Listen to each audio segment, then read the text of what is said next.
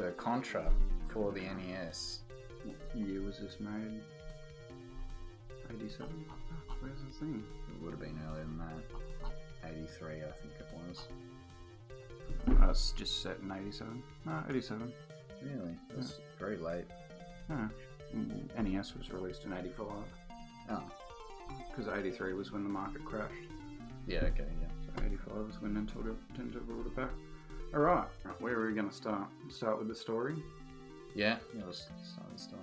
So the gist of the game for Contra is that in 1957 there was like a spaceship or something crashed, and 30 years later it ended up being, they just like left it alone. They're like, it was probably nothing. And 30 years later, aliens just pop up out of nowhere. So America sends these two guys two men.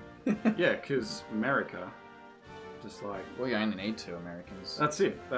2 Americans with lots of guns that happen to be the Red Falcon's weaponry. Oh yeah, the alien...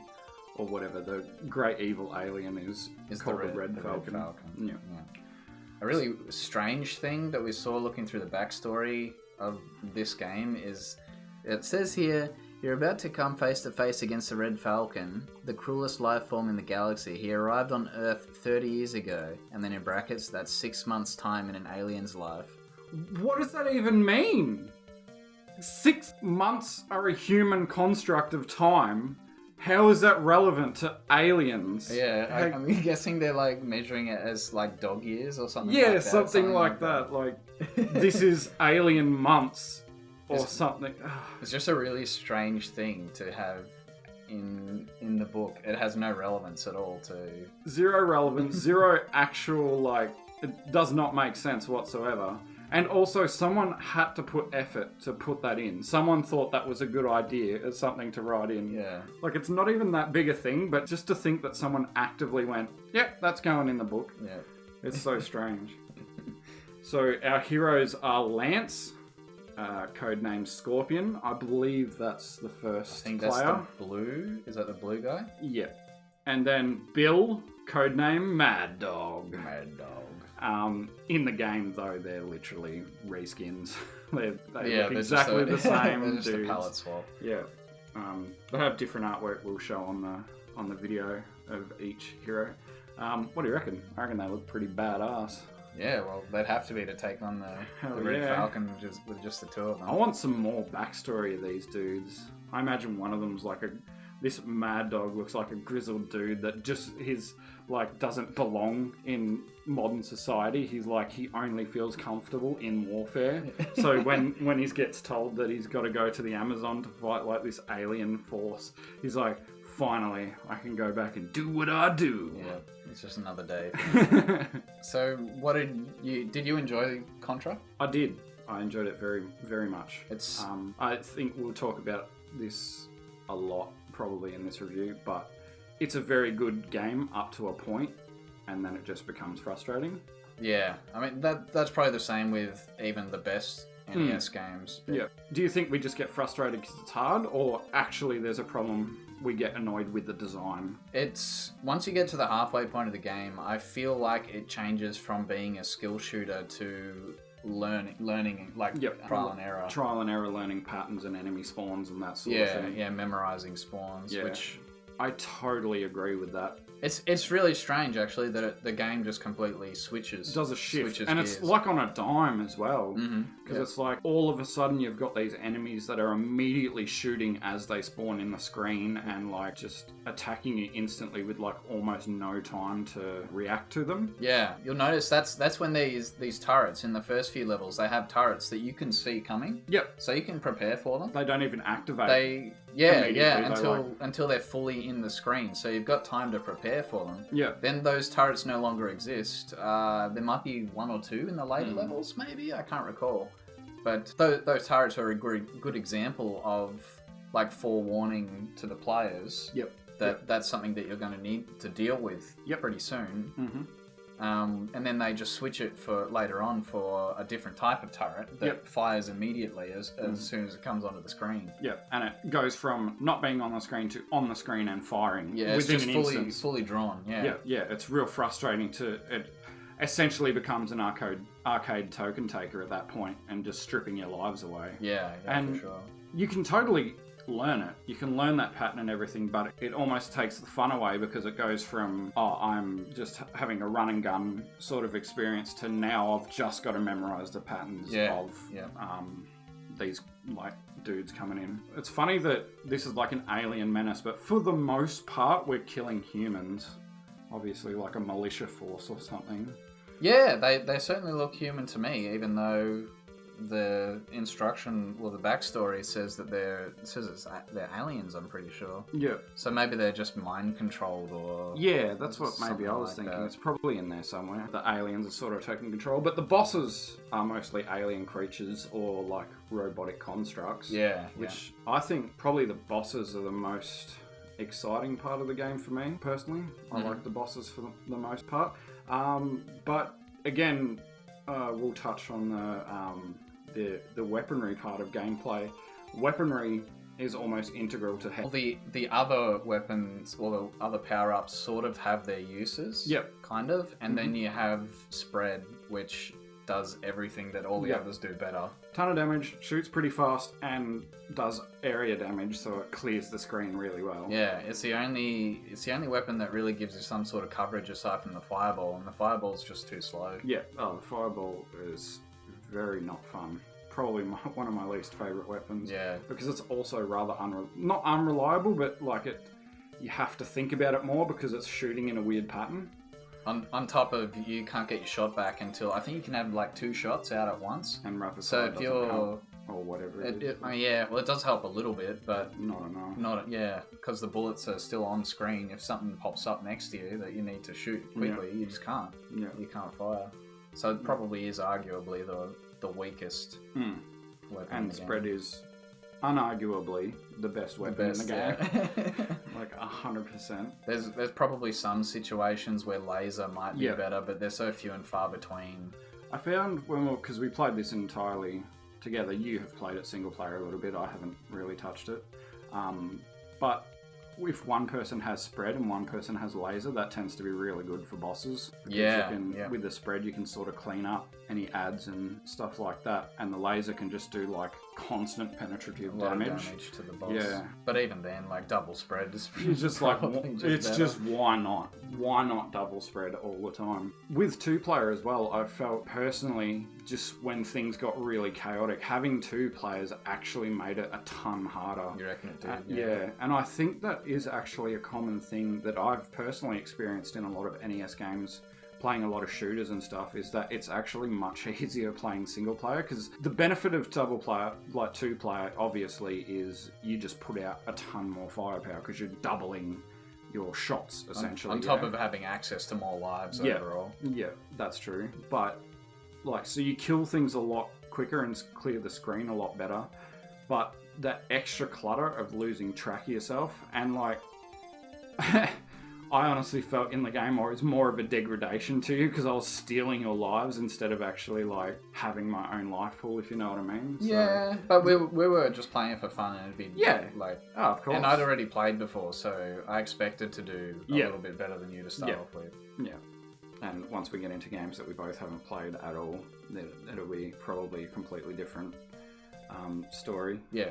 So the pacing, is really good. It's a very good run and gun shooter, to a point.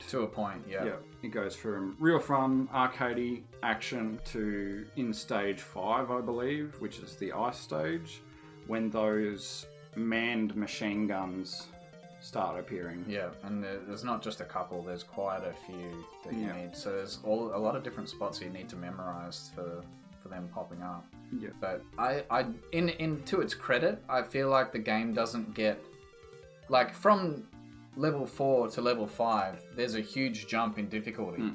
But after that, the difficulty feels kind of constant. It's just a matter of memorizing things after that. So, like, in reality, what more could we have expected? The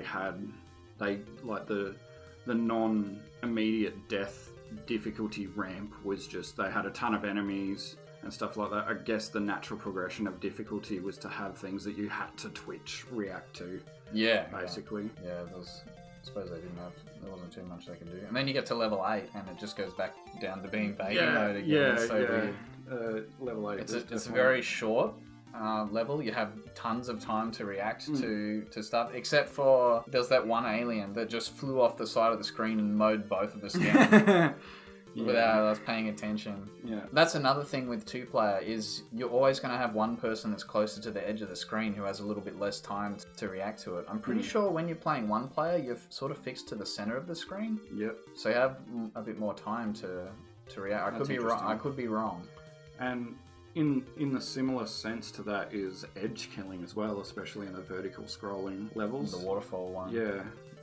Edge killing is when you're not paying attention and you take the camera a little bit too far and your friend falls lags behind and you just get killed by the screen. Yeah, just get killed. That's pretty rough. I don't know how many times, maybe like 3 or 4 times you murdered me. I think I killed, I just wasn't paying attention or whatever. The pacing's really good because of usually infinite spawning's really frustrating, and it is in this game as well to a point, but it sort of keeps the pressure on and keeps it really action orientated. Yeah, it does seem that there's less spawning if you move forward. So if you're stuck in a position, that's when you stop progressing, it starts forcing more enemies behind you, especially, which then forces you to slow down because you have to turn around. And so you get stuck in a loop. But if you keep moving forward, the spawns aren't too bad. Yeah. And on top of that, this game does give you the decency if you are standing at the edge of the screen, then enemies don't spawn from that side. Like just the minion dudes. Like you still get your regular turret spawns or whatever. But your infinite spawning enemies.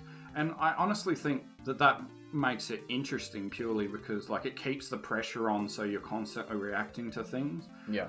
There's definitely something to be said about games that let you clear screens out. You sort of get this like bit of rest or whatever where you can sort of calm down. But this game, there is parts like that, but most of the level has spawning enemies that will keep the pressure on and stop you just being able to clear a screen and just take a bit. So whether you like that or not, I think that's a personal preference. I think it gives the game its identity or whatever. And it does it. The consistency of it is fairly good. Yeah. So what were your opinions on the graphics in general overview? They look nice. Yep. No complaints here. The graphics, like, they're not the best graphics you'll find on the NES, but they're not the worst either. Yeah, I think it's a very, graphic-wise, is a very middle ground S game. I am disappointed that they're, like, obviously NES limitations, but I would like Player 1 and Player 2 to have something different than just a reskin, just a recolor. But even Mario Bros. 3 was just a reskin between Mario and Luigi. That's it. Even though they'd already developed the Luigi's differences in 2. Well, yeah, that wasn't a legit Mario game, but then it's canonical. They ended up adopting it anyway. Yeah, so to go back and then forward again is a bit strange. Yeah. But yeah, I still like. Obviously, it's limitations, and it's not a deal breaker by any. The backgrounds look fine. They don't really distract you. Yeah, I find that I don't really feel like the game has distracted me in a way. The waterfalls, sometimes it's hard to see bullets. Yep.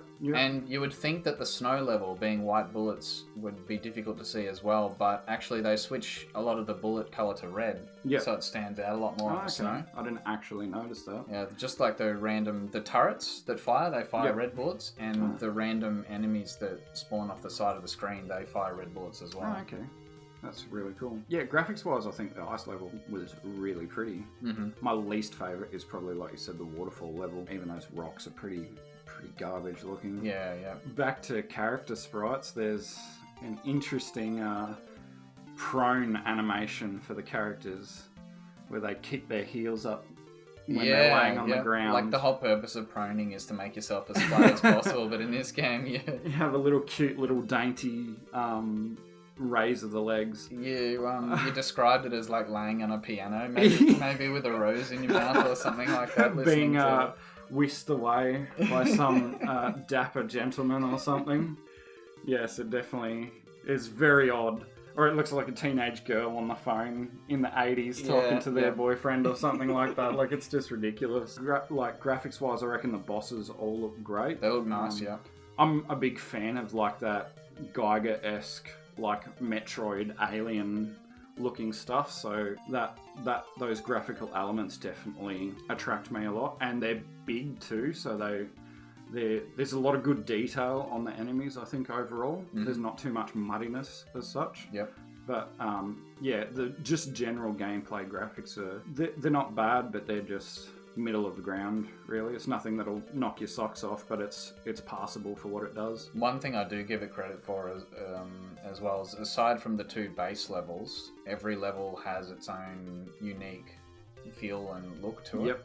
Yep.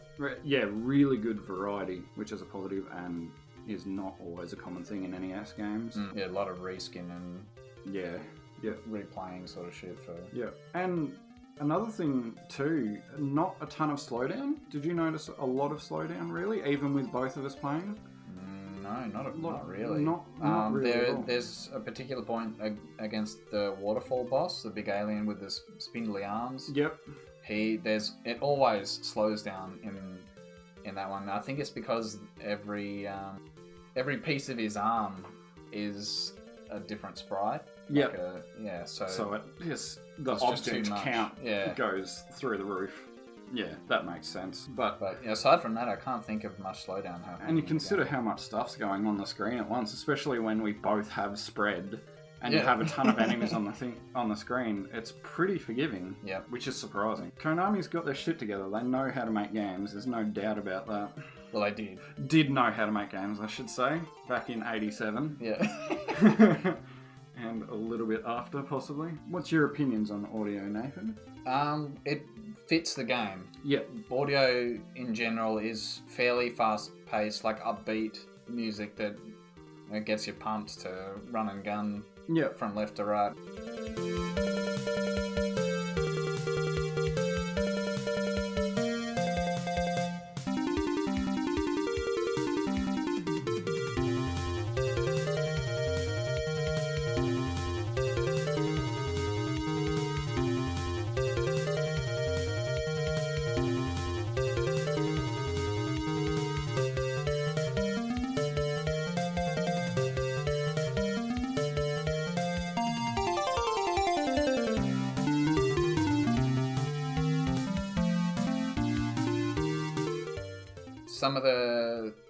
For the most part, the tunes are pretty decent. Yeah. There's nothing, like the graphics, there's nothing that's going to blow your mind or anything like that. I 100% agree. It's not like a catchy Mario jingle or anything like that, but it serves its purpose. It's very much, the audio to me in Contra is very much like the graphics. It does what it needs to do. It's not going to blow you away for the most part, but it's very good at what it does. And there's no songs or sound effects that I can recall anyway that are particularly aggravating or annoying, like shrill and annoying. So that's definitely a bonus. The tracks are fairly lengthy before they repeat as well for NES era. So you probably get maybe a minute and a half, 2 minutes before really good. It starts looping, something like that. Yeah. Whereas there's so many bad games that will just have like even a 10-second loop of music in it. Bad sounds, not music, just sounds. Just sounds. Yeah. So, sound effects, they're good. The music's good and serves its purpose, but it's nothing that you're gonna hum while walking down the street or anything like that. Yeah.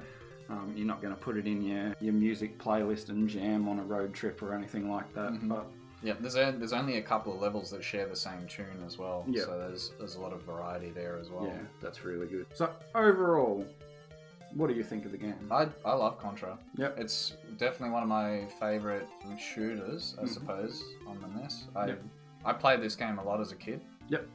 Me and a mate, we used to play through Contra quite a bit until we eventually beat it, and then sort of didn't play it as much after you beat a game. Yep. But yeah, this is, I wouldn't put it in the top 5 of my favourite games on the NES, but it'd be close. Yep. It'd be close to... Yeah, I really like Contra too. It's a very solid title in an NES lineup. I would definitely recommend it to people to play. I would recommend it to anyone that enjoys the retro style games. Yep. Then probably enjoy Contra. Contra, yeah. Just don't read the manual. Just avoid the story. Yeah, avoid the story. Aliens attack, go and kill them. Basically. So, everyone knows now that 30 years in alien time is 6 months. It's 6 months. Yeah. 6 months in alien time. So what's that? That's 1 month per 5 years. Yeah. Yeah. So yeah. cool. That was. Now everyone knows.